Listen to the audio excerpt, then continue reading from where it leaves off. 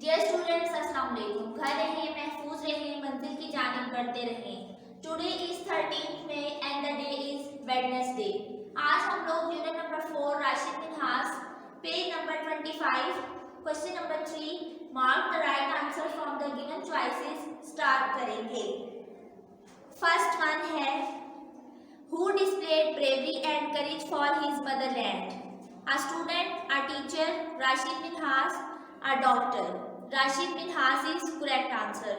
Second one, he was posted to Masroor Air Base as a policeman, hero, soldier, fighter pilot. Fighter pilot. Number 3, why did Rashid Minhas try to stop Matiur Rahman? Because he cared for him, because he was his student, because he was not flying the jet, because Matiur Rahman was heading towards India.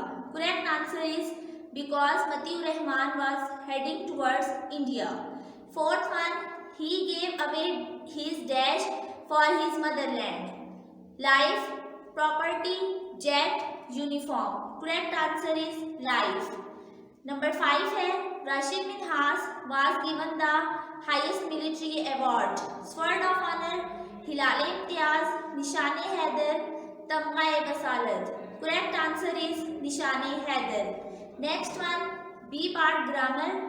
Number 1, identify common nouns, proper nouns and verbs out of following list. Make a separate list of each category. इसमें आप लोगों ने common nouns, proper nouns और verb अलग करने हैं। नीचे words दिए गए हैं। कॉमन नाउन्स जो आम नाम होंगे वो, प्रॉपर नाउन जो खास नाम है वो, वर्ब और जो काम हो रहा है जो नीचे नाम दिए गए हैं उसमें से आप लोगों ने सेपरेट करने हैं। जैसे मैं आपको एक एग्जांपल देती हूँ, पाकिस्तान, पाकिस्तान प्रॉपर नाउन है तो आप लोग प्रॉपर नाउन की एक लिस्ट बनाएंगे, उसके बाद कॉमन नाउन्स और फिर वर्ब। पाकिस्तान उसमें हम लिखेंगे प्रॉपर नाउन पाकिस्तान, अल्लामा इकबाल, कायद-ए-आज़म। इसी तरह से हम कॉमन नाउन्स को ले लेते हैं, hero, duty, river, country etcetera. इसी तरह से बाकी आप लोगों ने चूज करके लिखने हैं। अब हम आ जाते हैं वर्ब की तरफ। वर्ब मतलब कोई काम करना, जैसे पार्टिसिपेट, डाई। इसी तरह से बाकी सारे आप लोगों ने चूज करके अपनी बुक्स पे लिखने हैं। नेक्स्ट हमारे पास क्वेश्चन नंबर 2 है identify simple present tense and simple past tense from the following sentences and read written them in your notebooks. Page number 26 पे आप लोगों को सेंटेंसेस दिए हैं। इन सेंटेंसेस में से आप लोगों ने सिंपल प्रेजेंट टेंस और सिंपल पास्ट टेंस आइडेंटिफाई करने हैं। आइए मैं आपको बताती हूँ सिंपल पास्ट टेंस और प्रेजेंट टेंस क्या होते हैं। Simple present tense, simple present tense में हमारे पास फॉर्म ऑफ वर्ब जो है, first form of verb use होती है और उसके साथ एस या ई एस लगता है। प्रेजेंट टेंस जो मौजूदा दौर की बात हो रही होती है उनको प्रेजेंट टेंस कहते हैं। उसके बाद नंबर 2 है सिंपल पास्ट टेंस। पास्ट किसी भी टेंस में अगर माजी की बात हो तो वो पास्ट टेंस होता है, जैसे गुजरे हुए जमाने की। इसमें second form of verb use होती है। अब हम लोगों ने अपने टेंसेस में इसको अलग करना है। जैसे फर्स्ट वन है a patriot works for the benefits of his country. ये सिंपल प्रेजेंट टेंस है क्योंकि इसमें फर्स्ट फॉर्म के साथ हमारे पास एस यूज हुआ है। Number 2, Quaid-e-Azam struggled hard to create Pakistan for Muslims. इसमें हमारे पास second form of verb use हुई है, ये हमारे पास सिंपल पास्ट टेंस है। इसी तरह से third, a patriot helps those people who suffer from natural disaster like earthquakes and floods। ये हमारे पास सिंपल प्रेजेंट टेंस है। उसके बाद number 4, we helped our government to arrange shelter for victims of flood last year। इसमें last year पिछले साल माजी की बात हो रही है, इसलिए हमारे पास सिंपल पास्ट टेंस है। बाकी सारे सेंटेंस भी आप लोगों ने इसके इसी तरह से आइडेंटिफाई करने हैं। डियर स्टूडेंट्स, पेज नंबर 26 पे हमारे पास नेक्स्ट कंपाउंड वर्ड्स आ गए हैं। अब हमें इनको करना है। Compound word, a compound word is a combination of 2 और more words that function as a single unit of meaning. दो लफ्जों को मिलाकर जब एक मीनिंगफुल वर्ड बनता है तो वो कंपाउंड वर्ड्स होते हैं। जैसे स्नो प्लस मैन, स्नो एक वर्ड है और मैन दूसरा, इन दोनों को कंबाइन किया हमने स्नोमैन, तो स्नोमैन हमारे पास एक कंपाउंड वर्ड है। इसी तरह से रेन प्लस कोट, इन दोनों को कंबाइन करने से रेन कोट, ये हमारे पास एक और कंपाउंड वर्ड आ जाता है। नंबर 3 बाथ प्लस टब, इन दोनों को कंबाइन किया तो हमारे पास बाथ टब, ये हमारे पास कंपाउंड वर्ड्स की एग्जांपल्स हैं। अब आप लोगों ने अपनी बुक में पेज नंबर 27 डिफरेंट वर्ड्स दिए हुए हैं, आप लोगों ने इनको ज्वाइन करके अपने कंपाउंड वर्ड्स अपनी बुक पे एज इट इज बनाने हैं। जैसे basket plus ball, basketball, some plus thing equal something, dash plus fly, butterfly equals to butterfly, ये हमारे पास कंपाउंड वर्ड है। बाकी आप लोगों ने इसी तरह से खुद बनाने हैं अपनी बुक्स पे। डियर स्टूडेंट्स, अब हम करेंगे पेज नंबर 27 पे जो एमसीक्यूज गिवन है। ये जो हमारे पास एमसीक्यूज हैं, ये सिंपल प्रेजेंट टेंस और पास्ट टेंस और कंपाउंड वर्ड्स के बारे में है। ये आप लोगों ने खुद प्रैक्टिस करनी है, ये आप लोगों का बुक वर्क है। उसके बाद हम लोग आ जाते हैं पेज नंबर 28, आप लोगों की एक्टिविटी है। Express your opinion about any word given by the teacher. आप लोगों ने खुद से डिफरेंट वर्ड्स लेकर और उनके बारे में अपनी राय देनी है। इसी तरह से जैसे आपकी बुक पे दिए हुए हैं, आप लोगों ने इसके अलावा कुछ और वर्ड्स लेकर तो उनको एक्सप्लेन करना है। डियर स्टूडेंट्स, ये थी हमारी आज की डायरी। आज का हमारा काम यहीं तक कंप्लीट होता है। अल्लाह हाफिज। स्टूडेंट, आइए चलते हैं अपने नेक्स्ट सब्जेक्ट मैथ की तरफ। आज हम करेंगे वर्कशीट नंबर 8, पेज नंबर है हमारा 198। वर्कशीट नंबर 8 का हमारा फर्स्ट क्वेश्चन है, write down the factors of each number then find the HCF of each pair. आपने जो गिवन नंबर्स हैं उनके फैक्टर्स लिखने हैं, देन उसका एचसीएफ फाइंड करना है। एचसीएफ का मतलब है हाईएस्ट कॉमन फैक्टर। क्वेश्चन है हमारे पास 9 एंड 15। 9 और 15 के आपने कॉमन फैक्टर्स लिखने हैं, देन उसका एचसीएफ फाइंड करना है। सॉल्यूशन के बाद आप क्या लिखेंगे, फैक्टर्स ऑफ 9। एचसीएफ करने के फाइंड करने के दो मेथड हैं, एक फैक्टर मेथड और एक डिवीजन मेथड। जब आपके पास मेथड गिवन होगा, आपने इस मेथड से करना है तो आपने फिर वही मेथड फॉलो करना है। लेकिन जब आपको मेथड गिवन ना हो तो आप किसी भी मेथड से कर सकते हैं। यहाँ हम फैक्टर मेथड से करेंगे। Factors of 9 is equal to, factor method में आपने देखना होता है कि किस किस टेबल पे ये आपका नंबर जा रहा है। एक तो 1 के टेबल पे आपको पता है कि हर नंबर चल रहा है 1 9 जा 9, 3 3 जा 9, 2 के टेबल पे 9 नहीं आता, 4 के टेबल पे भी नहीं आता, इसलिए ये तीन फैक्टर्स है इसके 1 3 and 9। Then factors of 15, again 1 के टेबल पे 1 15 जा 15, 2 के टेबल पे 15 नहीं आता, 7 2 जा 14 और 7 2 7 जा 14 2 8 जा 16 हो जाता है।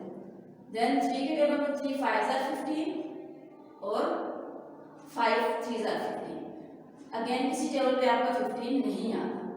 देन आप क्या करेंगे, कॉमन फैक्टर्स फाइंड करेंगे, मींस कि दोनों नंबर्स के जो सेम फैक्टर हैं आपको नीचे दिखेंगे। एक तो 1 है, दोनों में उसको पहले लूप करना है, आपने 3 को लूप करना है, उसको नीचे लिख देना है।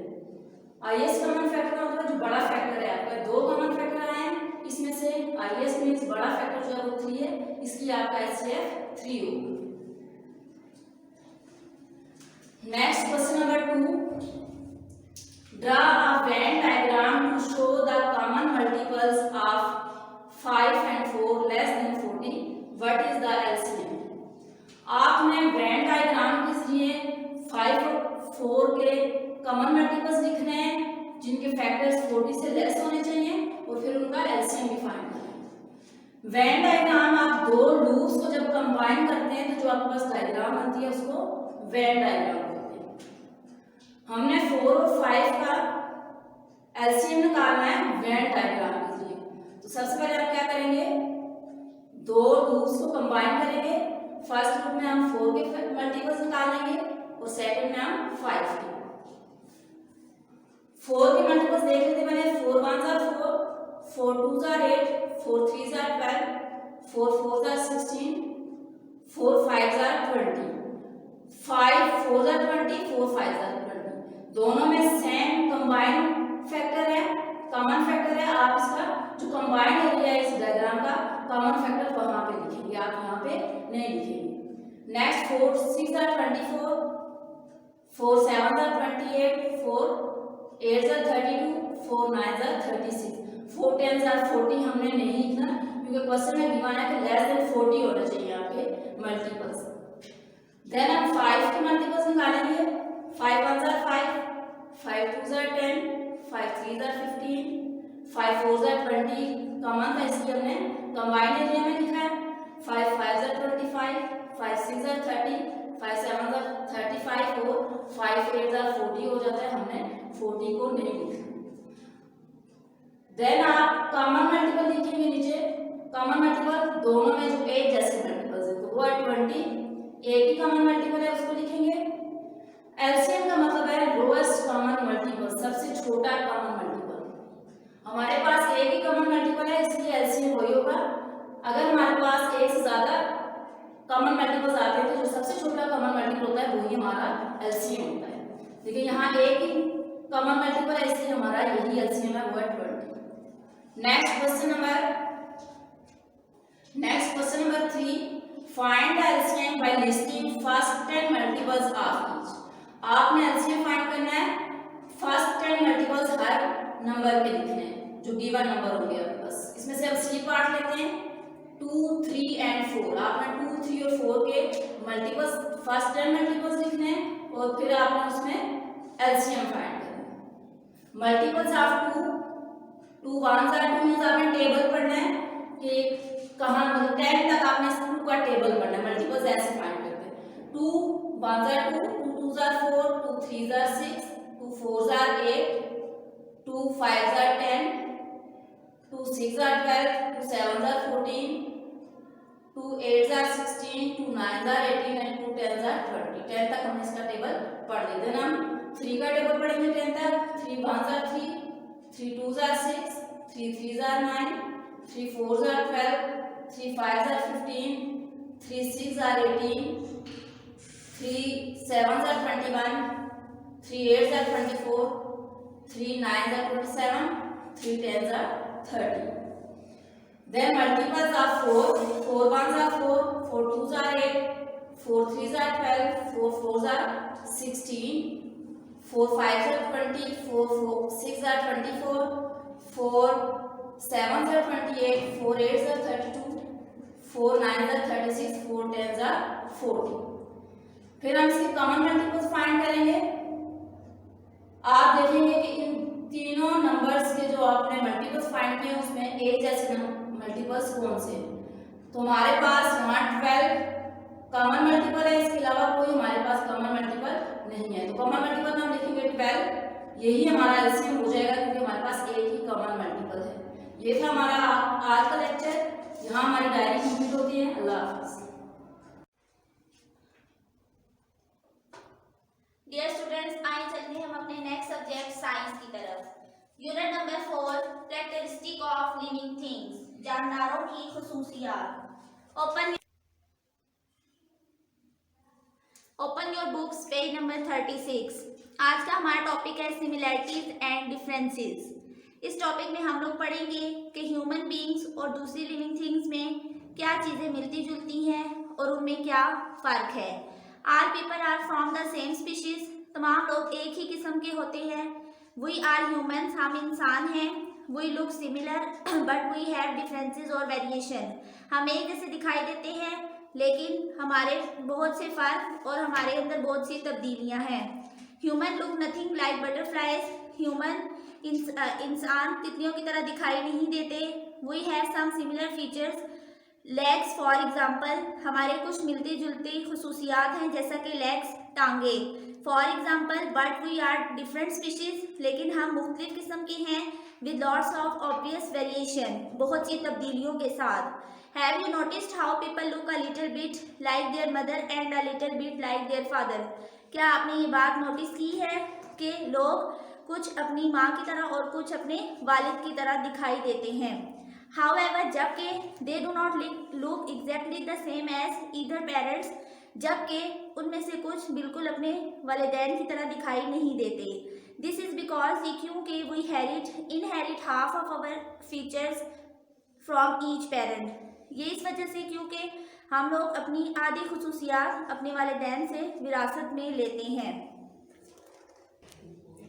अब हम चलते हैं पेज नंबर 37 की तरफ। Plants and animals inherit characteristics from their parents but characteristic can also be affected by there environments.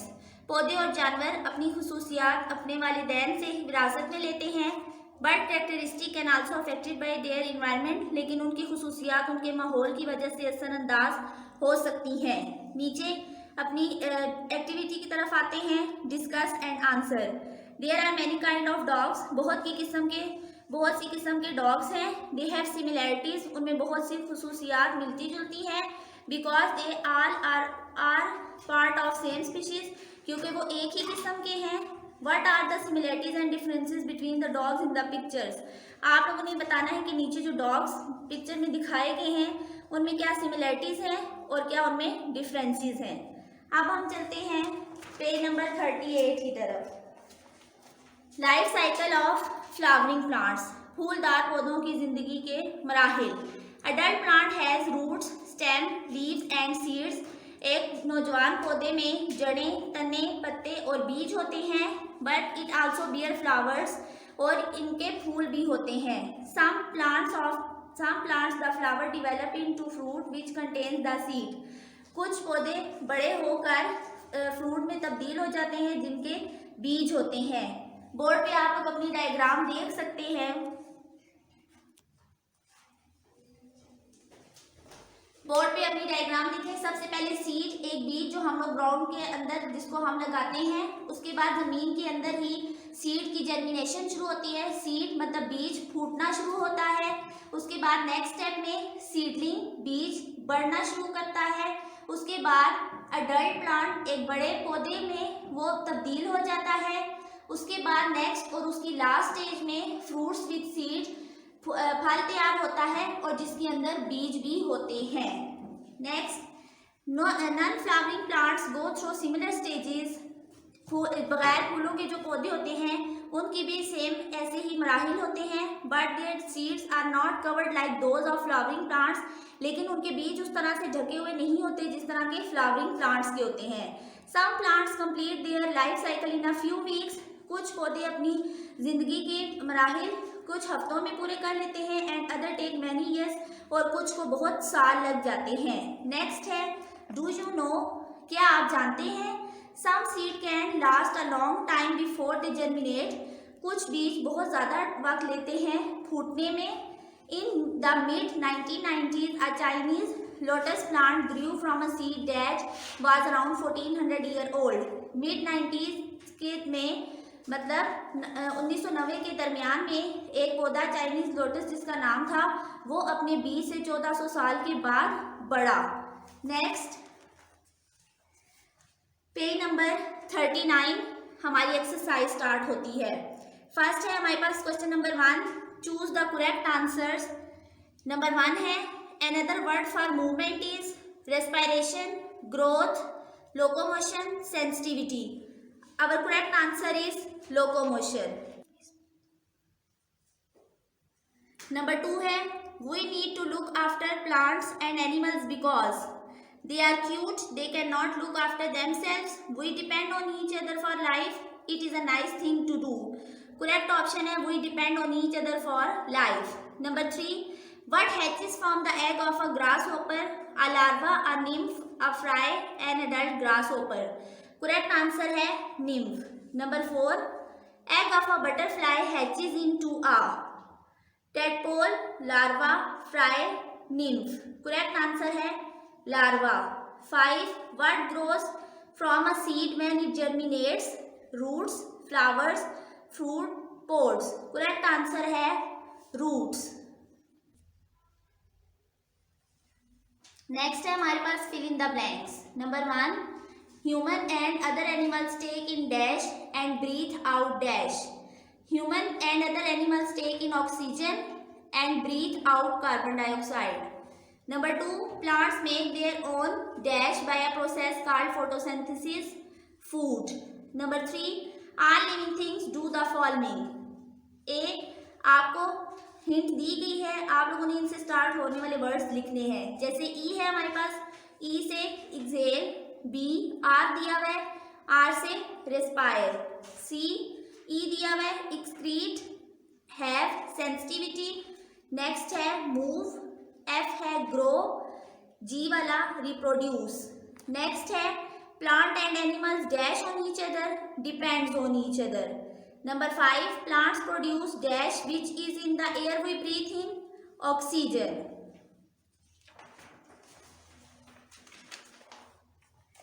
Page number 40 पे हमारे टिक क्रॉस हैं। Mark these sentences with tick or cross. Number 1, plants never move, tick. Number 2, only plant cell have chloroplast, tick. Number 3, all living things grow, tick. Number 4, all life cycle have 3 stages, cross. Number 5, frog eggs are called fry, cross. Number 6, humans inherit all their characteristics from only one parent, cross. नीचे find one word for each sentence. Number 1 है the gas that we need to breathe, oxygen. Another word for movement, locomotion. Number 3, the word for process of getting rid of waste products, recycle. Number 4, word for egg, frog eggs, spawn. Number 5, a young fish, fry. Students, आज की हमारी diary यहीं पर complete होती है। अल्लाह हाफिज। आइए चलते हैं अपने नेक्स्ट सब्जेक्ट सोशल स्टडी की तरफ। यूनिट नंबर है 4, लैंड फॉर्म्स। प्रीवियस लेक्चर में हमने वेस्टर्न हाईलैंड्स के बारे में पढ़ा था। आज का हमारा टॉपिक है द इंडस रिवर प्लेन्स, यानी दरियाए सिंध के मैदान। पेज नंबर है 30। लेकिन रीडिंग करने से पहले हम पहले इसके डिफिकल्ट वर्ड्स देख लेते हैं, उसके मीनिंग, ताकि हमें रीड आउट करते हुए कोई मसला ना हो। फर्स्ट वर्ड है डीप, गहरा, जर्नी, सफर, स्प्रेड, फैलना, ट्राइब्यूटरीज, मावन दरिया, फ्लड, सैलाब। अब आप बुक का पेज नंबर 30 ओपन करेंगे।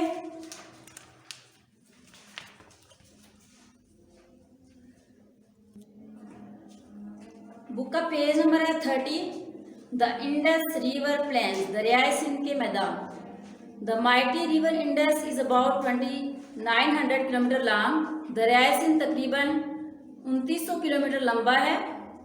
It starts high up in the Himalaya mountains near a lake called Mansarovar in Tibet. ये तिब्बत में मनसरोवर नामी झील के करीब हिमालय पहाड़ों के करीब से बहता है। From here, the river flows west through a deep valley between the Himalayas and the Karakoram range until it reaches Pakistan. यहाँ से ये दरिया हिमालय और काराकोरम पहाड़ों के दरमियान से बहता हुआ जाता है until it reaches the Pakistan, जहाँ तक ये पाकिस्तान पहुँच जाता है। It is joined by many streams and rivers such as the Gilgit and the Hunza. इसके साथ हुंजा और गिलगित जैसे दरिया और नदियाँ मिलती हैं। It then begins it long journey with south through Pakistan. फिर ये अपना सफ़र जनूब की तरफ, पाकिस्तान में जनूब की तरफ अपना लंबा सफ़र शुरू करता है। The Indus turn south at a point, दरियाए सिंध टर्न रुख करता है अपना साउथ जनूब की तरफ at a point about 200 kilometre north of Islamabad. Islamabad के शुमाल में 200 किलोमीटर पहले ये अपना रुख जनूब की तरफ कर लेता है। Its winding course takes it down hills cutting through mountain जाज ट्विस्टिंग एंड टर्निंग। इसका सिमेटिक रास्ता पहाड़ियों से नीचे पहाड़ों के तंग रास्तों से मुड़ते हुए और मोड़ काटते हुए जाता है। टिल इट रीच द पुठार पेटियो, यहाँ तक कि ये सतह मुतफा पुठार तक पहुँच जाते हैं। फ्रॉम हेयर यहाँ से it continues into the Punjab plains to a place called Kalabagh. यहाँ से ये पंजाब के मैदानों तक पहुँच जाता है, जहाँ जगह है कालाबाग, यानी कालाबाग के मकाम पर। It then flows down towards the Sindh plain, फिर ये दरिया सिंध के मैदानों की तरफ बहता है। On its journey as far as Kalabagh, इसका सफर कालाबाग तक the Indus is less than half a kilometre wide. Kalabagh तक दरियाए सिंध आधा किलोमीटर चौड़ा होता है, बट इट इज फास्ट, बल्कि लेकिन ये तेजी से बहता है। इट इज नैरो, ये तंग है, because it's flow through deep George between the mountains, क्योंकि ये पहाड़ों के दरमियान तंग रास्तों से बहता है, ऑन आइदर साइड, दोनों अतराफ से। When it reaches the plains, जब ये मैदानों में पहुंचता है, the river spread, दरिया फैल जाता है, out into a much broader channel, बड़े पैमाने पर, about 16 किलोमीटर वाइड, और इसकी चौड़ाई 16 किलोमीटर हो जाती है। Its course become much straighter, इसका रास्ता ज़्यादा सीधा, and slower, और आहिस्ता हो जाता है, as it flows through the plains, जब ये मैदानों से बहता है या गुजरता है। Next page number 31। About 650 kilometers before the Indus reaches the Arabian Sea, बहराए अरब से 650 किलोमीटर पहले दरियाए Sindh, joined by the other great rivers of Punjab के दूसरे दरियाओं झेलम, चनाब, रावी और सतलज के साथ मिलता है। These tributaries join up at Panjnad and flow together before joining the Indus at Mithankot. ये मावन दरिया पंजनाद के मुकाम पर मिलते हैं and flows together, और इकट्ठे बहते हैं before joining, मिलने से पहले, in the Indus, दरियाए सिंध में मिलने से पहले, at मिठनकोट, मिठनकोट के मुकाम पर। In summer, गर्मियों में, the snow and ice is in the mountains melt, गर्मियों में बर्फ पहाड़ों से पिघलती है, and the water flows into the stream and rivers, और बर्फ का पानी नदियों और दरियाओं में बहता है। This is why, इसलिए the Indus becomes a fast flowing, दरियाए Sindh तेजी से बहता है at this time, इस वक्त। It is also why floods sometimes occur, यही पानी बाज दफा सैलाब का सबब बनता है ऑन द प्लेन्स, मैदानों में, and why dams have to be built to save the water from being wasted, और इसलिए यहाँ पर डैम्स तामीर किए जाते हैं ताकि पानी को ज़ाया होने से बचाया जाए। The Indus plains provide Pakistan with its best agriculture land, दरियाए सिंध के मैदान पाकिस्तान को बेहतरीन एग्रीकल्चरल लैंड यानी ज़राई ज़मीन प्रोवाइड करते हैं। Canals carry the river water to many places in the plains, नहरें दरिया का पानी बहुत से मैदानों के बहुत सी जगहों पर लेके जाती हैं, providing farmers with plenty of water for their crops, ताकि किसानों को उनकी फसलों के लिए कसरत से पानी मुहैया किया जाए। A large part of the population lives in this area, बहुत बड़ी आबादी इन एरियाज में रहती है। Most of our big cities and towns are in the Indus Plain, बहुत से हमारे बड़े शहर और कस्बे दरियाए सिंध के मैदानों में आबाद हैं। Next page number 32, deserts. Deserts mean रेगिस्तान या सहरा, जहाँ पर बारिश बहुत कम होती है और रेतीली मिट्टी होती है।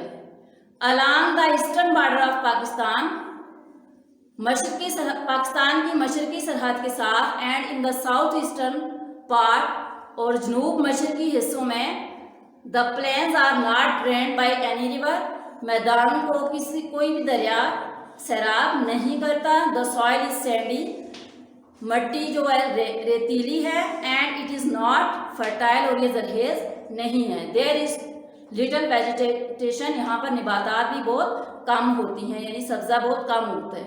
These are the deserts of Pakistan, ये पाकिस्तान के सहरा हैं। The main deserts of Pakistan are, Pakistan के बड़े रेगिस्तान या सहरा ये हैं। The Kharan desert in north east of Balochistan, Kharan का रेगिस्तान या हारान का सहरा जो है वो शुमाल बलूचिस्तान के शुमाल मशरिक में है। The Thal deserts located between Indus and Jhelum rivers, Thal का रेगिस्तान झेलम और सिंध के दरियाओं के दरमियान है, इन पंजाब पंजाब में। The third desert which is the 7th largest desert in the world, third desert जो कि दुनिया का 7वां बड़ा रेगिस्तान है, partially located in Punjab and partially in Sindh, आधा पंजाब में वाक़ है और आधा सिंध में। The Cholistan desert located in Punjab, Cholistan का सहरा या रेगिस्तान पंजाब में है। नेक्स्ट है आपका वैलीज, वादियाँ। अ valley is a low land area between mountains और हिल्स, वैली पहाड़ों और पहाड़ियों के दरमियान एक निचली जमीन को कहा जाता है। Valleys are formed by fast flowing water और मूवमेंट ऑफ ग्लेशियर्स, वैलीज जो हैं पानी के तेजी से बहने और ग्लेशियर की मूवमेंट से बनते हैं। Some famous valleys in Pakistan are Quetta, Murree, Hunza, Gilgit, Neelum, Kaghan, Swat etcetera. कुछ मशहूर वादियाँ, पाकिस्तान की कुछ मशहूर वादियाँ कोयटा, मरी, हुंजा, गिलगित, नीलम और कागान और स्वात हैं। ये थी हमारा आज का टॉपिक। नेक्स्ट हम करेंगे एक्सरसाइज। अल्लाह हाफिज़।